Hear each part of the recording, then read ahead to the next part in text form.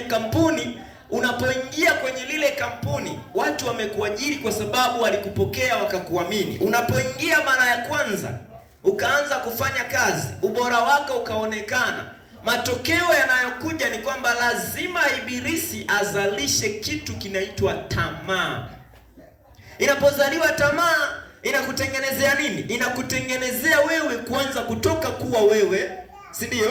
Kuanza kuwa mtu mwingine. Tulikubaliana Jumapili kwamba Yusufu alipofika kwa Potifa akaanza kuonekana mtu mzuri, kijana mzuri. Mke wa Potifa akazalisha tamaa. Sasa kama Yusufu angekubali kuishi tamaa ya mke wa Yusufu, maana yake ni kwamba angetoka kuwa Yusufu akaja kuwa mtu mwingine. Yusufu mfanyakazi wa Potifa, mzinzi anayezini na mke wa Potifa, si ndio?